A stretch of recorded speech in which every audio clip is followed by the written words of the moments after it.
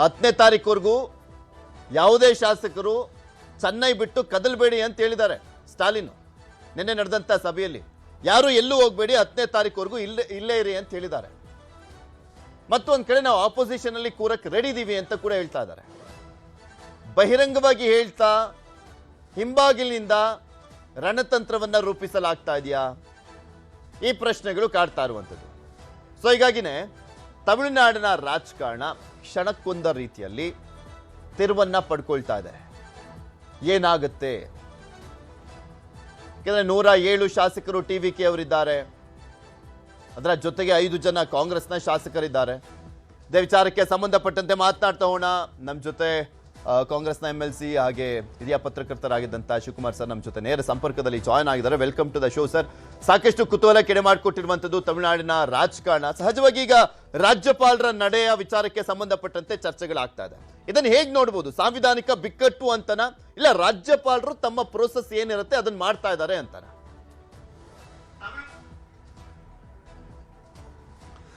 ಇಲ್ಲ, ಅದನ್ನ TVK ಇರ್ಬೋದು, ಅಪೋಸಿಷನ್ ಪಾರ್ಟೀಸ್ ಇರ್ಬೋದು, ಇದು ರಾಜ್ಯಪಾಲರು ಈಸ್ ಗೋಯಿಂಗ್ ಓವರ್ ಬೋರ್ಡ್ ಅಂತ ಅಲಿಗೇಷನ್ಸ್ ಬರ್ತಾ ಇದೆ.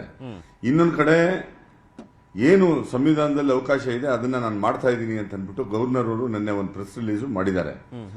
ಆದ್ರೆ ಇತ್ತೀಚಿನ ವರ್ಷಗಳವರೆಗೂ 1952ರಲ್ಲಿ ಇದೇ ತಮಿಳುನಾಡಲ್ಲಿ ರಾಜಾಜಿ ಅವರು ಮೆಜಾರಿಟಿ ಇಲ್ಲದೆ ಇರುವಾಗ ಆವತ್ತು ಆ ಕನ್ವೆನ್ಷನ್ ಸ್ಟಾರ್ಟ್ ಆಗಿದ್ದು. ಅದಾದ ನಂತರ 62ರಲ್ಲಿ ರಾಜಸ್ಥಾನದಲ್ಲಿ ಇರ್ಬೋದು, ಅದಾದ ನಂತರ 96 ಇರ್ಬೋದು, 98 ಇರ್ಬೋದು, 99 ಇರ್ಬೋದು. ಈ ತರ ನಾವು ನೋಡ್ಕೊಂಡ್ ಬಂದಾಗ ಇತಿಹಾಸನ ಈ ದೇಶದಲ್ಲಿ ಎಲ್ಲಾ ರಾಜ್ಯಗಳಲ್ಲಿ ಮತ್ತೆ ರಾಷ್ಟ್ರದಲ್ಲಿ ಆಗಿರುವಂತಹ ಡೆವಲಪ್ಮೆಂಟ್ಸ್ ನೋಡ್ಕೊಂಡ್ ಬಂದಾಗ ಕನ್ವೆನ್ಷನಲ್ ಆಗಿ ಅವ್ರಿಗೆ ಯಾರು ಸಿಂಗಲ್ ಲಾರ್ಜೆಸ್ಟ್ ಪಾರ್ಟಿ ಇರ್ತಾರೆ ಅವ್ರನ್ನ ಫ್ಲೋರ್ ಆಫ್ ದಿ ಹೌಸ್ ಕರೆದು ನೀವು ಸರ್ಕಾರನ ರಚನೆ ಮಾಡಿ, ನೀವು ಇಷ್ಟು ದಿನದಲ್ಲಿ ನೀವು ಮೆಜಾರಿಟಿನ ಪ್ರೂವ್ ಮಾಡಿ ಅಂತ ಕೊಟ್ಟಿರೋದು ಅವಕಾಶಗಳು ನೋಡಿದೀವಿ. ಯಾಕಂದ್ರೆ ಅಟಲ್ ಬಿಹಾರಿ ವಾಜಪೇಯಿ ಅವರು ಸಿಂಗಲ್ ಲಾರ್ಜೆಸ್ಟ್ ಪಾರ್ಟಿ ಬಂದಾಗ ಕರೆದ್ರು. KR Narayanan one of the best president of this country, ಅವರೇನೆ ಅದನ್ನ ಪಾಲನೆ ಮಾಡಿ, ಇಲ್ಲಾಂದ್ರೆ ನೀವು ಸಿಂಗಲ್ ಲಾರ್ಜೆಸ್ಟ್ ಪಾರ್ಟಿ ಇದೀರಿ, ನೀವು ಬಂದು ಅದಾದ ನಂತರ 13 ದಿನ 13 ತಿಂಗಳು ಈ ತರ ಎಲ್ಲ ಸರ್ಕಾರಗಳು ನಡೆಯಿತು. ಅದು ರಾಜ್ಯದಲ್ಲೂ ಬೇರೆ ಬೇರೆ ರಾಜ್ಯಗಳಲ್ಲೂ ಇದೇ ತರ ಆಗಿದೆ. ಮಣಿಪುರದಲ್ಲಿರ್ಬೋದು, ಗೋವಾದಲ್ಲಿರ್ಬೋದು, ಬೇರೆ ಬೇರೆ ರಾಜ್ಯಗಳಲ್ಲಿ ಈ ತರ 10 ಉದಾಹರಣೆಗಳು ಇದಾವೆ. ಜನಕ್ಕೆ 2018ರಲ್ಲಿ ಏನಾಗಿತ್ತು ಅಂತ ಸ್ವಲ್ಪ ಇಂಟ್ ಕೊಟ್ಟು ನಾನು ಮಾತಾಡ್ತಿದ್ದೆ, ಅದನ್ನ ಕ್ಲಿಯರ್ ಕಟ್ ಆಗಿ 2000 ಇಲ್ಲ ಅದನ್ನ ಯಾಕಂದ್ರೆ 18ನೇ ಇಸ್ವಿಯಲ್ಲಿ 2018ರಲ್ಲಿ ನಡೆದಂತದ್ದು ಒಂದು ಕ್ಲಾಸಿಕ್ ಎಕ್ಸಾಂಪಲ್ ಕರ್ನಾಟಕದಲ್ಲಿ.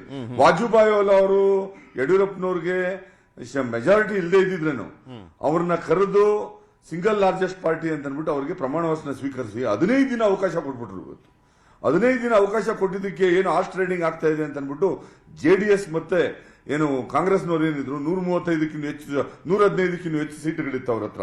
ಹಂಗಾಗಿ ಅವರು ನಮ್ಗೆ ಇದು ಆತಂಕಕಾರಿಯಾಗಿದೆ, ಈ ತರ ಆಗಿದೆ ಅಂತ ಚಾಲೆಂಜ್ ಮಾಡಿದಾಗ 24 hours ಓವರ್ ನೈಟ್ ನೀವು 24 ಗಂಟೆಯಲ್ಲಿ ಮಾಡ್ಬೇಕು ಅಂದಾಗ ಯಡಿಯೂರಪ್ಪನವರು ಈ ಬೋರ್ಡ್ ಈ ರಿಸೈನ್ಡ್. ಯಾಕಂದ್ರೆ ಅವರು ರಿಸೈನ್ ಮಾಡ್ಬಿಟ್ಟು ಹೋದಂತ ಉದಾಹರಣೆ ನಾವು ನೋಡ್ತಾ ಇದೀವಿ. ಯಾಕಂದ್ರೆ 15 ದಿನ ಯಾವುದೇ ಸರ್ಕಾರಕ್ಕೆ ಒಂದು 15 ದಿನ ಟೈಮ್. ಇವತ್ತು ವಿಜಯ್ ಅವರಿಗೆ ಆ ತರ ಏನಾದ್ರು ಅವಕಾಶ ಕೊಟ್ಟು 3 ದಿನದಲ್ಲೋ ಒಂದು ವಾರದೊಳಗಡೆ ನೀವು ಪ್ರೂವ್ ಮಾಡಬೇಕು ಅಂತ ಅಂದ್ಬಿಟ್ಟು ಕೊಡ್ಬೋದಾಗಿತ್ತು. ಆದ್ರೆ ಈ ಎಕ್ಸಾಂಪಲ್ ಇರ್ಬೋದು, ಇಲ್ಲ ಬೊಮ್ಮಾಯಿ ಅವ್ರ ಕೇಸಲ್ಲಿ. ಯಾಕಂದ್ರೆ ಇದು ನ್ಯೂಲಿ ಫಾರ್ಮ್ಡ್ ಗವರ್ನಮೆಂಟ್ ಈಗ ಬರ್ತಾ ಇರೋದು, ನ್ಯೂಲಿ ಎಲೆಕ್ಟೆಡ್ MLAs ಈಗ ಸರ್ಕಾರ ಬರ್ತಾ ಇರೋದು. ಹಂಗಾಗಿ ಪ್ರೆಸಿಡೆಂಟ್ ರೂಲ್ಗೆ ಬೇರೆ ವಿಚಾರಕ್ಕೆ ಇವೆಲ್ಲ ಏನು ಆತಂಕಗಳು, ಈ ಯಾವುದೇ ತರದ ಅವಕಾಶಗಳು ಇರೋದಿಲ್ಲ. ಯಾಕಂದ್ರೆ ಸರ್ಕಾರ ಫಾರ್ಮ್ ಆಗ್ಬೇಕು ಈಗ. ಹಂಗಾಗಿ ಇವತ್ತು 105 ಇದೆ, ಇವತ್ತು 6, ಇನ್ನು 6 ಬೇಕಾಗಿದೆ. ಅವ್ರಿಗೆ 6 ದಿನದಲ್ಲೋ 5 ದಿನದಲ್ಲೋ ಪ್ರೂವ್ ಮಾಡದೆ ಇದ್ರೆ ರಿಸೈನ್ ಮಾಡ್ಬಿಟ್ಟು ಹೋಗ್ತಾರೆ. ರಿಸೈನ್ ಮಾಡ್ಬಿಟ್ಟು ಹೋದಾಗ ಆವಾಗ ಪ್ರೆಸಿಡೆಂಟ್ಗೆ ಅವಕಾಶ ಇರುತ್ತೆ. ಇನ್ನು ಬೇರೆ ಅಪೋಸಿಷನ್ ಪಾರ್ಟೀಸ್ ಏನಿದಾವೆ ಅವ್ರೇನಾದ್ರು ಲೆಟರ್ ತಗೊಂಡ್ಬಂದು ಕೊಡ್ತಾರೆ, ಅವಕಾಶಗಳೇನು ಇದೆಯಾ, ಇಲ್ಲ ಸರ್ಕಾರ ಏನು ಹೌಸ್ ನ ಸಸ್ಪೆಂಡೆಡ್ ನಾಮಿನೇಷನ್ ಅಲ್ಲಿ ಇಡಬೇಕಾಗುತ್ತಾ, ಏನೋ ಒಂದು ಕನ್ಸೆನ್ಸಸ್ ಬರೋವರೆಗೂ ಅನ್ನೋ ಒಂದು ಅವಕಾಶಗಳಿಗೆ ಬಹಳ ಅವಕಾಶ ಇದೆ.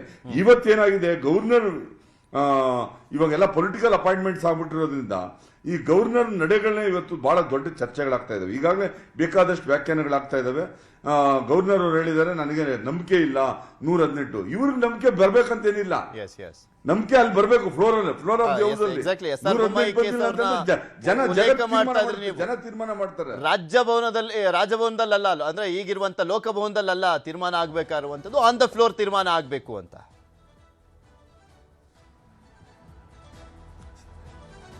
C governor is constitutional head, he can't dictate what should be done by any government. ಯಾಕಂತಂದ್ರೆ ಅವರು ಈ ತರದ ಒಂದು ಪ್ರೆಸಿಡೆಂಟ್ ನ ಮಾಡ್ಕೊಂಡು ಹೊರಟೋಗ್ಬಿಟ್ರೆ ಮುಂದಿನ ದಿನಗಳಲ್ಲಿ, ಯಾಕಂದ್ರೆ ಇವತ್ತು ಇಡೀ ತಮಿಳುನಾಡಿನ ಜನ ನೋಡ್ತಾ ಇದ್ದಾರೆ, ಇಡೀ ದೇಶದ ಜನ ನೋಡ್ತಾ ಇದ್ದಾರೆ ಏನಾಗ್ತಾ ಇದೆ, ಯಾಕೆ ಹಿಂಗ್ ಮಾಡ್ತಾ ಇದ್ದಾರೆ ಅಂತ ಅನ್ಬಿಟ್ಟು. ಹಂಗಾಗಿ ಇವತ್ತು ಸರ್ಕಾರ ಏನು ಪ್ರೆಸಿಡೆಂಟ್ ಅವ್ರು ಇಂಟರ್ವ್ಯೂನ್ ಆಗ್ಬೇಕಾಗುತ್ತೆ. ಇವತ್ತು ಪ್ರೆಸಿಡೆಂಟ್ ಅವ್ರು ಇಂಟರ್ವ್ಯೂನ್ ಆಗಿ ಅವ್ರಿಗೆ ಸಿಂಗಲ್ ಲಾರ್ಜೆಸ್ಟ್ ಪಾರ್ಟಿ ಏನು ಕೊಡ್ಬೇಕಾಗಿತ್ತು ಅವಕಾಶ ಕೊಡಬೇಕು. ಇಲ್ಲಾಂದ್ರೆ ಈ ತರದ ಒಂದು ಮತ್ತೊಂದು ವಿಜಯ್ ಎಲ್ಲೋ ತರಾತುರಿ ಮಾಡ್ಬಿಟ್ರ ಅಂತ ಈ ವಿಚಾರದಲ್ಲಿ. ಯಾಕೆಂದ್ರೆ ಅವ್ರದೇ ಸಿಂಗಲ್ ಲಾರ್ಜೆಸ್ಟ್ ಪಾರ್ಟಿ, ಅವ್ರು ಹೋಗಿಲ್ಲ ಅಂದ್ರೂ ರಾಜ್ಯಪಾಲರು ಇವ್ರನ್ನೇ ಕರಿಬೇಕಾಗಿತ್ತು. ತರಾತುರಿ ಮಾಡ್ಕೊಂಡ್ಬಿಟ್ರ? ಇಲ್ಲ, ಹೋಗುವಂತ ಸಂದರ್ಭದಲ್ಲಿ ನನಗೆ ಅವಕಾಶ ಮಾಡಿಕೊಡಿ ಅಂತ ಕೇಳುವಂತ ಸಂದರ್ಭದಲ್ಲಿ ನೋಡಿ ನನ್ನ ಹತ್ರ ಫುಲ್ ನಂಬರ್ ಇದೆ, ಸೊ ನನಗೆ ಅವಕಾಶ ಕೊಟ್ಬಿಡಿ, ಫುಲ್ ನಂಬರ್ಸ್ ಇದೆ. ಅಂದ್ರೆ ಪ್ರಜಾಪ್ರಭುತ್ವದಲ್ಲಿ ನಂಬರ್ಸ್ ಅಷ್ಟೇ ಅಲ್ಟಿಮೇಟ್ ಅಲ್ವಾ? ಸೊ ಫುಲ್ ನಂಬರ್ಸ್ ಹೊಂದಿಸ್ಕೊಂಡು ಹೋಗ್ಬಿಟ್ಟಿದ್ರೆ ಪ್ರಾಬ್ಲಮ್ ಇರ್ತಿರ್ಲಿಲ್ವೇನೋ? ಇಲ್ಲ, ವಿಜಯ್ ತರಾತುರಿಯಲ್ಲಿ ಏನು ಹೋಗಿಲ್ಲ. ಯಾಕಂತಂದ್ರೆ ಚುನಾವಣೆ ಆಗಿ 3ನೇ ದಿನಕ್ಕೆ ಅವರು ರಾಜ್ಯಪಾಲರನ್ನ ಭೇಟಿಯಾಗಿದ್ದು ಒಂದು ಅವ್ರಿಗೆ ಬಹಳ ಕಾನ್ಫಿಡೆಂಟ್ ಆಗಿತ್ತು. ಯಾಕಂದ್ರೆ ಅವರು ಕಾಂಗ್ರೆಸ್ನವ್ರಿಗೆ ಲೆಟರ್ ಬರೆದಿದ್ರು, ಕಮ್ಯುನಿಸ್ಟ್ನವ್ರಿಗೆ ಲೆಟರ್ ಬರೆದಿದ್ದಾರೆ, VKCಗೆ ತಿರುಮಾವಳನ್ ಲೆಟರ್ ಬರೆದಿದ್ರು. ಹಂಗಾಗಿ ಅವರು ಲೆಟರ್ ಬರೆದಿರೋದ್ರಿಂದ ಅವರು ನಾನು ಒಂದು ಸೆಕ್ಯುಲರ್ ಸರ್ಕಾರ ಮಾಡ್ತಾ ಇದ್ದೀನಿ ಅಂತ ಅನ್ಬಿಟ್ಟು ಯಾವುದೇ ತರದ ಕಾಂಪ್ರಮೈಸ್ ಇಲ್ಲ ಅಂತ ಅನ್ಬಿಟ್ಟು ಮೊದಲಿಂದ ಹೇಳ್ಕೊಂಡ್ ಬಂದಿದ್ರಿಂದ ಅವ್ರಿಗೊಂದು ಎಲ್ಲೋ ಒಂದು ವಿಂಡೋ ಓಪನ್ ಆಗುತ್ತೆ ಅನ್ನೋ ಒಂದು ಅವಕಾಶ ಇತ್ತು. ನೀವ್ ಹೇಳ್ದಂಗೆ ಗವರ್ನರ್ ಅವರೇ ಅವ್ರನ್ನ ಕರಿಬೇಕಾಗಿತ್ತು, ಅದ್ಯಾಕೆ ಕರೀಲಿಲ್ಲ ಅಂತ ಗೊತ್ತಿಲ್ಲ. ಒಂದು ಆಮೇಲೆ ಎರಡನೇದಾಗಿ ಅವರು ಲೆಟರ್ಸ್ ಬರೋವರೆಗೂ ಸ್ವಲ್ಪ ಕಾಯ್ಬೇಕಾಗಿತ್ತು ಅಂತ ನನ್ನ ಅಭಿಪ್ರಾಯ. ಅಕಸ್ಮಾತ್ ಏನಾದ್ರು ಇವರು ಗವರ್ನರ್ ಅವರು ಈ ತರ ನಡೆ ಮಾಡ್ತಾರೆ ಅಂತ ಅವ್ರಿಗೂ ಗೊತ್ತಿರಲಿಲ್ಲ. ಯಾಕಂತಂದ್ರೆ ಅವ್ರಿಗೆ ಯಾರು ಅಡ್ವೈಸ್ ಮಾಡ್ತಾ ಇದಾರೆ ಏನು, ಯಾಕಂದ್ರೆ ಹೊಸ ಪೊಲಿಟಿಕಲ್ ಪಾರ್ಟಿ ಅವ್ರಿಗೆ ಅವರು ಕನ್ಸಲ್ಟ್ ಮಾಡಿರ್ತಾರೆ ಏನ್ ಮಾಡ್ಬೇಕು ಏನು ಅಂತ ಅನ್ಬಿಟ್ಟು. ಇದುವರೆಗೂ ನಡ್ಕೊಂಡ್ ಬಂದಿರುವಂತ ಒಂದು ಕನ್ವೆನ್ಷನ್ ಮೇಲೆ ಆ ನಂಬಿಕೆ ಮೇಲೆ ವಿಜಯ್ ಅವರು ಹೋಗಿರ್ತಾರೆ ಅಷ್ಟೇನೆ. ಎಲ್ಲಾ ಕಡೆನೂ 1962ರಿಂದ 52ರಿಂದ 2022ವರೆಗೂ ನಡ್ಕೊಂಡ್ ಬಂದಿರುವಂತ ಕನ್ವೆನ್ಷನ್ ನನಗೂ ಅಪ್ಲೈ ಆಗುತ್ತೆ ಅಂತ ಹೋದ್ರು. ಆದ್ರೆ ಗವರ್ನರ್ ಅವರು ಒಂದು ಡಿಫರೆಂಟ್ ಸ್ಟ್ಯಾಂಡ್ ತಗೊಂಡಿದ್ದು ಇಟ್ಸ್ ವೆರಿ ಅನ್ಫಾರ್ಚುನೇಟ್. ರಾಜ್ಯಪಾಲರು ಇಲ್ಲಿ ಯಾವುದೇ ರೀತಿಯಾದಂತ ತೀರ್ಮಾನನೇ ಕೈಗೊಂಡಿಲ್ಲ ಅಲ್ವಾ? ಓಕೆ, ಮ್ಯಾಜಿಕ್ ನಂಬರ್ ತಗೊಂಬನ್ನಿ ಅಂತ ಹೇಳ್ತಾ ಇದಾರೆ, ಇಲ್ಲ ಅಂತಲ್ಲ. ಆದ್ರೆ ಓಕೆ ಅಪ್ಪ, ನಿನ್ನ ಹತ್ರ ಮ್ಯಾಜಿಕ್ ನಂಬರೇ ಇಲ್ಲ, ನಾವು ADMK ಕರಿತೀವಿ, DMK ಕರಿತೀವಿ ಅನ್ನುವಂಥದ್ನು ಕೂಡ ಏನ್ ಹೇಳಿಲ್ಲ. ಅವಕಾಶ ಕೊಡ್ತಾ ಇದ್ದಾರೆ ವಿಜಯ್ಗೆ, ಓಕೆ ತಗೊಂಬನ್ನಿ ಅಂತ. ಹಂಗೆ ಗವರ್ನರ್ ಅವರು ADMK DMK ಕರೆಯಕ್ ಆಗೋದಿಲ್ಲ. ಯಾಕಂತಂದ್ರೆ ಅದನ್ನ ಇಟ್ ವಿಲ್ ನಾಟ್ ಏನು ಲೋಕಲ್ ಸ್ಟ್ಯಾಂಡ್ ಇರೋದಿಲ್ಲ. ಯಾಕಂತಂದ್ರೆ ಸಿಂಗಲ್ ಲಾರ್ಜೆಸ್ಟ್ ಪಾರ್ಟಿ ಆಗ್ಬಿಟ್ಟು ಇನ್ಯಾರನ್ನ ಕರೆಯಕ್ಕೆ if at all Vijay fails ಆಗ ಆಪ್ಷನ್ ಓಪನ್ ಆಗುತ್ತೆ ಹೊರತು ವಿಜಯ್ಗೆ ಸರ್ಕಾರ ಮಾಡೋವರೆಗೂ, ಇಲ್ಲಾಂದ್ರೆ ADMK DMK ಒಂದಾಗಿ ಅವರಿಬ್ರು ಸೇರಿ ಲೆಟರ್ ತಗೊಂಡ್ಬಂದು ಸಿಗ್ನೇಚರ್ ಎಲ್ಲ ಮಾಡಿ ತಗೊಂಡ್ಬಂದು ಕೊಡೋವರೆಗೂ ಇದು ಬಗೆಹರಿಯೋದಿಲ್ಲ. ಯಾಕಂತಂದ್ರೆ ಈಗ ಗವರ್ನರ್ ಏನು ಸ್ಟ್ಯಾಂಡ್ ತಗೊಂಡಿಲ್ಲ ಅಂತ ಹೇಳ್ತಾ ಇದ್ರಿ ನೀವು.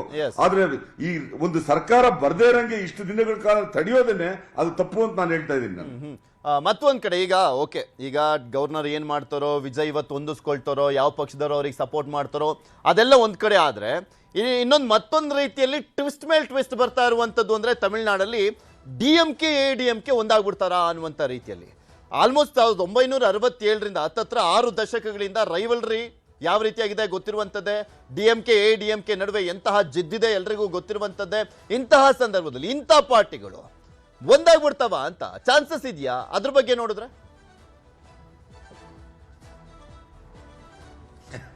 ಇದು ತಮಿಳುನಾಡಿನ ಹಿಸ್ಟ್ರಿ ಮತ್ತೆ ಪೊಲಿಟಿಕಲ್ ಹಿಸ್ಟ್ರಿ ಗೊತ್ತಿರೋರು ಯಾರಾದ್ರೂ ಹೇಳಿದ್ರೆ they will laugh at this ADMK and DMK. ಯಾಕಂತಂದ್ರೆ ಇವತ್ತು DMK ಇಂದ ಇವರು 1972 ಅಲ್ಲಿ MGR ನ ಹೊರಗಡೆ ಆಗಿದಾಗ ಏನಕ್ಕೆ ಪ್ರಾಹಿಬಿಷನ್ ವಿಚಾರದಲ್ಲಿ, ಅಣ್ಣಾದವರ ಐಡಿಯಾಲಜಿ ವಿಚಾರದಲ್ಲಿ ಮತ್ತೆ ಅಕೌಂಟಬಿಲಿಟಿ ಇರಬೇಕು ಅಂತ ಏನು ಈ ವಾಸ್ ಅ ಟ್ರೆಷರರ್, ಏನು MGR DMK ಟ್ರೆಷರರ್ ಆಗಿದ್ರು ಅವರು ಫಿಲಿಂ ವರ್ಲ್ಡ್ ಅಲ್ಲಿ ಇರುವಂತ ಒಂದು ಪಬ್ಲಿಸಿಟಿನ ಅವರು ಬೆಳೆದಂತ ಕರಿಷ್ಮಾನ ನೋಡಿ ಅಲ್ಲಿ ಡಿಫರೆನ್ಸ್ ಸ್ಟಾರ್ಟ್ ಆಗಿತ್ತು. ಇದನ್ನ ಕೇಳಿದಾಗ ಅಕೌಂಟಬಿಲಿಟಿ ಇರಬೇಕು ಅಂದಾಗ ಅವ್ರನ್ನ ಸಸ್ಪೆಂಡ್ ಮಾಡ್ತಾರೆ. ಸಸ್ಪೆಂಡ್ ಮಾಡಿ ಅವರು ಪೊಲಿಟಿಕಲ್ ಪಾರ್ಟಿ ಲಾಂಚ್ ಆಗೋಕ್ ಮೊದಲು ಮುರುಳಿಸೋಳಿ ಮಾರನ್ ತೀರೋದ್ರು, ಅಂದ್ರೆ ದಯಾನಿಧಿ ಮಾರನ್ ಅವ್ರ ತಂದೆ. ಅವರಿಂದ ಹಿಡಿದು ಪೆರಿಯಾರಿಂದ ಹಿಡಿದು ಎಲ್ಲರನ್ನು ಹೋಗಿ ಏನು ಒಂದು 8-10 ಜನ ಟ್ರೈ ಮಾಡಿ ಅವ್ರಿಗೆ ಈಗ ಇಲ್ಲ ನೀವು ಪೊಲಿಟಿಕಲ್ ಪಾರ್ಟಿ ಲಾಂಚ್ ಮಾಡಬೇಡಿ ಅಂತಾರೆ. ಆದ್ರೆ ಪೊಲಿಟಿಕಲ್ ಪಾರ್ಟಿ MGR ಲಾಂಚ್ ಮಾಡಿದಾಗ ಇದ್ರಲ್ಲೇ ಯಾರು ರಾಜಿ ಮಾಡಕ್ ಹೋಗಿದ್ರು ಅದ್ರಲ್ಲಿ 2-3 ಜನ ಹೋಗಿ ಸೇರ್ಕೊಂಡ್ಬಿಡ್ತಾರೆ. ಅದ್ರ ದೊಡ್ಡ ಹಿಸ್ಟ್ರಿ ಇದೆ ಅದು. ಅದಾದ ನಂತರ they have not seen I in I. ಯಾಕಂದ್ರೆ ಜಯಲಲಿತಾ ಜೈಲಿಗೆ ಹೋಗಿದ್ದಿರ್ಬೋದು, ಕರುಣಾನಿಧಿನ ಜೈಲಿಗೆ ಕಳಿಸಿದಿರ್ಬೋದು, ಆಮೇಲೆ ಕೇಸ್ಗಳು ಫೈಟ್ ಮಾಡಿದ್ದಿರ್ಬೋದು, ನೂರಾರು ಏನು ಒಡೆದಾಟಗಳಾಗಿರೋದು.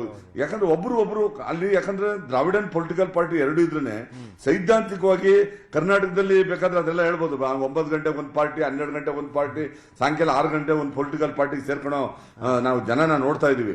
ಅಲ್ಲಿ ಆ ತರದ ಅವಕಾಶ ಇಲ್ಲ. ಯಾಕಂದ್ರೆ ಐಡಿಯಾಲಜಿಕಲಿ ಅವರೆಲ್ಲ ಒಂದು ಸೈದ್ಧಾಂತಿಕ ವಿಚಾರದಲ್ಲಿ ಒಂದು ಪಕ್ಷ ಕಟ್ತಾ ಇರೋದು. ಈಗ ಏನಾಗಿದೆ, 6 ದಶಕಗಳ ಹೋರಾಟ, ಇವರು AIADMK ವಿರುದ್ಧನೇ ಸ್ಟಾಲಿನ್ ಅವ್ರು ಗೆದ್ದಿದ್ದು. ಇನ್ ಕೇಸ್ ಇವತ್ತು ಸ್ಟಾಲಿನ್ ಈ 2 ದಿನದಿಂದ ಆಗ್ತಾ ಇರುವಂತ ಬೆಳವಣಿಗೆಗಳು ನಿಜಾನ ಸುಳ್ಳು ಗೊತ್ತಿಲ್ಲ, ಆದ್ರೆ ಇಡೀ ಪಾರ್ಟಿ ಕೇಂದ್ರಸ್ ಏನ್ ಹೇಳ್ತಾ ಇದಾರೆ, ನೀವ್ ಯಾವ ಕಾರಣಕ್ಕೂ AIADMK ಜೊತೆ ಹೋಗ್ಬಾರ್ದು ಅಂತ. ಅಕಸ್ಮಾತ್ ಅವ್ರೇನಾದ್ರೂ ಒಂದಾದ್ರೆ ವಿಜಯ್ನ ಅನ್ಡಿಸ್ಪ್ಯೂಟೆಡ್ ಲೀಡರ್ ಆಗ್ಬಿಡ್ತಾನೆ. ಯಾಕಂತಂದ್ರೆ ಯಾರು ಅಸಮಾಧಾನಗೊಂಡಿದ್ದಾರೆ AIADMK ಅಲ್ಲಿ ಮತ್ತೆ DMK ಅಲ್ಲಿ ಒಬ್ರಿಗೊಬ್ರು, ಅವರೆಲ್ಲರಿಗೂ ಒಂದು ಥರ್ಡ್ ಆಪ್ಷನ್ ಏನಿದೆ, ಇವತ್ತು TVK ವಿಜಯ್ ಜೊತೆ ಹೊರಟೋಗ್ಬಿಡ್ತಾರೆ.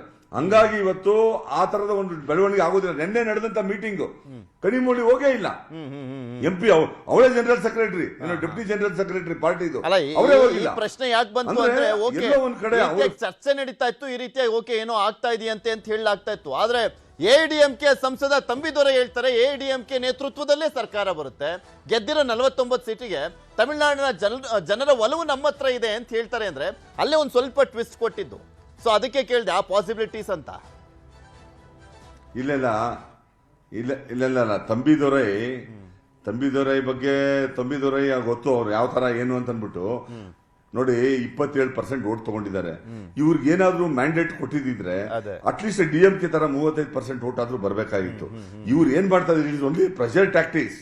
ಏನು ಪ್ರೆಷರ್ ಟ್ಯಾಕ್ಟಿಕ್ಸ್ ಅಂತಂದ್ರೆ, ಇಲ್ಲ ಚೆನ್ನೈ ಇವನು ವಿಜಯ್ ಬಂದು ಅನಿವಾರ್ಯವಾಗಿ DMK ಹತ್ರ ಬಂದು, ಇಲ್ಲ ನೀವು ನನಗೆ ಸಪೋರ್ಟ್ ಮಾಡಿ, ನಾವು ಸರ್ಕಾರ ಮಾಡೋಣ, ನಾವು ಒಟ್ಟಿಗೆ ಹೋಗೋಣ ಅಂತ ಅಂದ್ಬಿಟ್ಟು ಹೇಳ್ತಾರೆ ಅಂತ ಅಂದ್ಬಿಟ್ಟು ಇದೊಂದು ಪ್ರೆಷರ್ ಟ್ಯಾಕ್ಟಿಕ್ಸ್. ರಾಜಕೀಯವಾಗಿ ಬೇರೆ ಗಾಳ ಬಿಡ್ತಾ ಇರ್ತಾರೆ, ಅದ್ರಲ್ಲಿ ಇದೊಂದು ಗಾಳ ಅಷ್ಟೇನೆ ಇದು. ಹಂಗಾಗಿ ಇವತ್ತು ಅವ್ರಿಗೆ ಇನ್ನೊಂದು ಆತಂಕ ಇದೆ, ಏನಾದ್ರೂ ವಿಜಯ್ಗೆ ಗೌರ್ಮೆಂಟ್ ಫಾರಂ ಮಾಡಕ್ಕೆ ಏನಾದ್ರೂ ಅವಕಾಶ ಕೊಟ್ಟು ಅವ್ರು ಸರ್ಕಾರ ಬಿದ್ದೋಗ್ಬಿಟ್ರೆ, ಮತ್ತೆ ಆ ಸಿಂಪತಿ ಇಟ್ಕೊಂಡು ಚುನಾವಣೆ ಕೊಟ್ಟೋಗ್ಬಿಟ್ರೆ ನಾವ್ ಯಾರು ಫೇಸ್ ಮಾಡಕ್ ಆಗಲ್ಲ ಅಂತ ನಿಜವಾದ ಆತಂಕ ಇರೋದು AIADMKಗೆ ಇನ್ನೊಂದು ಥ್ರೆಟ್ ಕೇಳಿ ಬರ್ತಾ ಇತ್ತು. AIADMK ಏನಾದ್ರೂ ಒಂದಾಗಿದ್ದೆ ಆದ್ರೆ TVKಯ 107 ಜನ ಶಾಸಕರು ರಾಜೀನಾಮೆ ಕೊಟ್ಬಿಡ್ತೀವಿ ಅನ್ನುವಂತ ಒಂದು ಬೆದರಿಕೆಯನ್ನ ಕೂಡ ಹಾಕಲಾಗ್ತಾ ಇದೆ ಅಂತ ಹೇಳಲಾಗ್ತಾ ಇದೆಲ್ಲ. ಹಂಗಾದ್ರೆ ಏನಾಗುತ್ತೆ ಅಂತ. ಇಲ್ಲ ಪೃಥ್ವಿರಾಜ್, ಇವ್ರು ಯಾರ್ರಿ ಇವರೆಲ್ಲ? ಏನು 20 ವರ್ಷದಿಂದ 30 ವರ್ಷದಿಂದ ಇವರೇನಾದ್ರೂ ಜನಸೇವೆ ಮಾಡ್ಕೊಂಡು ಪಕ್ಷ ಕಟ್ಕೊಂಡು ಜಿಲ್ಲಾ ಪಂಚಾಯತ್ ಮೆಂಬರ್ ಆಗಿ ಏನಾದ್ರು MLAಗಳಾಗಿ ಡಿಫೀಟ್ ಆಗಿದ್ದಾರೆ ಇವರು? ಯಾರೋ ಒಂದು ಡಜನ್ ಒಂದು 2 ಡಜನ್ ಜನ ಏನೋ ಚುನಾವಣೆ ನಿಂತು ಸೋತಿರೋರು ಬಿಟ್ರೆ, ಪಾಪ ಅವ್ನು ಯಾರೋ ಆಟೋ ಡ್ರೈವರು, ಅವ್ನು ಯಾರೋ ಮೆಸ್ ಮಾಡ್ತಾ ಇದ್ದವನು, ಎಲ್ಲರ ಡ್ರೈವರು, ಎಲ್ಲರೂ ಕರ್ಕೊಂಡ್ಬಂದು ಸಾಮಾನ್ಯ ಜನರಿಗೆ ಸೇರ್ಕೊಂಡು ಫಸ್ಟ್ ಟೈಮ್ ಗ್ರಾಜುಯೇಟ್ಸು, ಡಾಕ್ಟರ್ಸು, ಇವ್ರನ್ನೆಲ್ಲ ಕರ್ಕೊಂಡ್ಬಂದು ಗೆದ್ದಿರು. ಇವರೆಲ್ಲ ಗೆದ್ದಿರೋದು ವಿಜಯಿಂದ. ಇವರೆಲ್ಲ ರಿಸೈನ್ ಮಾಡ್ಬಿಡ್ತೀನಿ ಅಂದ್ರೆ ನೆಕ್ಸ್ಟ್ ಗೆದ್ದು ಬರ್ತಾರೇನ್ರಿ ಇವರು? ಇವ್ರಿಗೆ ಯಾರಿಗಾದ್ರು ಆ ತರದ ಒಂದು ಫೇಸ್ ವ್ಯಾಲ್ಯೂ ಇರೋ 1 ಡಜನ್ ಜನ ಇಲ್ಲ ಅಲ್ಲಿ. ಸುಮ್ನೆ ಇದನ್ನೆಲ್ಲ ಯಾಕಂದ್ರೆ ಒಂದು ಸ್ಟೇಟ್ಮೆಂಟ್ ಸುಮ್ನೆ ಬಿಡ್ತಾರೆ. ಇದೆಲ್ಲ ಏನಾಗ್ಬಿಟ್ಟಿದೆ ಅಂದ್ರೆ ಈ ಸಿನಿಮಾದಲ್ಲಿ ಬಿಟ್ಟಂಗೆ ಬಿಡ್ತಾ ಇದಾರೆ ಅಷ್ಟೇ. ಇವ್ರು ರಿಸೈನ್ ಮಾಡ್ಬಿಟ್ರೆ ನೆಕ್ಸ್ಟ್ ಯಾವನಾದ್ರು ಹೋಗಿ ನಿಂತ್ಕೊಂಡ್ಬಿಟ್ರೆ ಡೆಪಾಸಿಟ್ ಬರಲ್ಲ ಇವ್ರಿಗೆ. ವಿಜಯ್ ಇಲ್ದೆ ಹೋದ್ರೆ ಇವರು ಚುನಾವಣೆಗೆ ವಿಜಯ್ನ ನೋಡಿ ಓಟ್ ಹಾಕಿದ್ದಾರೆ ಅಷ್ಟೇ. ವಿಜಯ್ ಏನ್ ಹೇಳ್ತಾ ಇದ್ದ, ಒಂದೊಂದು ಓಟು ನೀವೇನಾಗ್ತೀರಿ 120, 223, 224 ಕ್ಷೇತ್ರದಲ್ಲಿ, 234 ಕ್ಷೇತ್ರದಲ್ಲಿ ಅದು ನನಗೆ ಹಾಕೋ ಓಟು ಅಂತ ಹೇಳಿದ ಹೊರತು ನೀವು ಶಿವಕುಮಾರ್ಗೆ ಹಾಕೋ ಓಟು, ಪೃಥ್ವಿರಾಜ್ಗೆ ಹಾಕೋ ಓಟು, ಇನ್ನೊಂದಂತ ಹಂಗೆ ಹೇಳಿಲ್ಲ ಅವರು. ನೀವು ಗೆಲ್ಸ್ಕೊಡಿ, ನಾನು ಒಳ್ಳೆ ಸರ್ಕಾರ ಕೊಡ್ತೀನಿ ಅಂತ. ಬಟ್ ಏನಂತಂದ್ರೆ ಈಗ ಈ ತರದ ಒಂದು ಇದನ್ನೆಲ್ಲ ಸುದ್ದಿ ಮಾಡ್ಕೊಂಡು, ಯಾಕಂದ್ರೆ AIADMK ಒಂದು ಕಾರ್ಡ್ ಬಿಟ್ಟಿದೆ. ಯಾಕಂದ್ರೆ ನಮ್ಮನ್ನ ತಪ್ಕೊಳ್ತಾರೆ. ಯಾಕಂದ್ರೆ ಕಾಂಗ್ರೆಸ್ ಜೊತೆ ಅವ್ರಿಗೊಂದು ಆತಂಕ ಇರೋದೇನಂತಂದ್ರೆ, ಕಾಂಗ್ರೆಸ್ ಜೊತೆ ಸರ್ಕಾರ ಮಾಡ್ಬಿಟ್ರೆ ಮತ್ತೆ ಈ ಅಲಯನ್ಸ್ ಇಂಟ್ಯಾಕ್ಟ್ ಆಗ್ಬಿಟ್ರೆ, ಮತ್ತೆ ಏನು 67ನೇ ಇಸ್ವಿಯಿಂದ ಕಾಂಗ್ರೆಸ್ನ ಹೊರಗಡೆ ಇಟ್ಟಿದೀವಿ, ಅದನ್ನ ಕರ್ನಾಟಕದಲ್ಲಿ ವೆಲ್ಕಮ್ ಮಾಡಕ್ಕಾಗುತ್ತೆ ಅಂತ. ನೀವು ವಿಜಯ್ ಒಂದು ಭಾಷಣ ನೀವು ಕೇಳಿರ್ಬೇಕು. ಎಲೆಕ್ಷನ್ ರನ್ನಪ್ ಅಲ್ಲಿ ತೂತುಕುಡಿಯಲ್ಲಿ ಹೇಳ್ದ, ನಿಜವಾದ ಕಾಂಗ್ರೆಸ್ ನನ್ ಜೊತೆ ಇದೆ, ನೀವೇನ್ ತಲೆ ಕೆಡ್ಸ್ಕೊಂಬೇಡಿ, ಕಾಂಗ್ರೆಸ್ನೆಲ್ಲ ನಾಶ ಮಾಡಿದ್ದಾರೆ ತಮಿಳ್ನಾಡಲ್ಲಿ, ಆ ನಿಜವಾದ ಕಾಂಗ್ರೆಸ್ ಯಾರಿದ್ದಾರೆ ಅವ್ರು ನನ್ ಜೊತೆ ಇದ್ದಾರೆ ಅಂತ. ಯಾಕಂದ್ರೆ ಆಗ್ಲೇನೆ ಕಾರ್ಡ್ ಪ್ಲೇ ಮಾಡಕ್ ಸ್ಟಾರ್ಟ್ ಮಾಡ್ಬಿಟ್ಟಿದ್ರು ವಿಜಯ್. ಯಾಕಂದ್ರೆ ನಾವು ಫುಲ್ ಎಲೆಕ್ಷನ್ ಟ್ರ್ಯಾಕ್ ಮಾಡಿರೋದ್ರಿಂದ ಅದು ಏನ್ ಆಗ್ತಾ ಇದೆ ಡೆವಲಪ್ಮೆಂಟ್ಸ್ ಅಂತೆಲ್ಲ ನೋಡಿದಾಗ ಈ ತರದ ಬೆಳವಣಿಗೆಗಳೇನಿಲ್ಲ. ನನಗಂತೂ ಈ ಚುನಾವಣೆಗಳು ಏನಾಗ್ತಾ ಇದೆ ಮತ್ತೆ ಯಾವ್ಯಾವ ಪಾರ್ಟಿ ಸ್ಟ್ಯಾಂಡ್ ಏನು ಅನ್ನುವಂಥದ್ದನ್ನ, ಈಗ DMK ಅಂದ್ರೆ ಪ್ರಿಪೋಲ್ ಎಲೆಕ್ಷನ್ ಸಂದರ್ಭದಲ್ಲಿ DMK ಜೊತೆನೆ ಕಾಂಗ್ರೆಸ್ ಕೂಡ ಎಲೆಕ್ಷನ್ ಅನ್ನ ಫೇಸ್ ಮಾಡಿದ್ದು. ಅವ್ರು ದಿಢೀರ್ ಅಂತ ನಿರ್ಧಾರವನ್ನ ಕೈಗೊಳ್ತಾರೆ, TVK ಸಪೋರ್ಟ್ ಮಾಡ್ತೀನಿ, ಬಿಕಾಸ್ NDA ಅನ್ನ ಅಲ್ಲಿ ಅಧಿಕಾರದಿಂದ ದೂರ ಇಡಬೇಕು ಅನ್ನೋದ್ರ ಜೊತೆಗೆ ಭವಿಷ್ಯದ ಚಿಂತೆ ಕೂಡ ಇದೆ, ಇಲ್ಲ ಅಂತಲ್ಲ.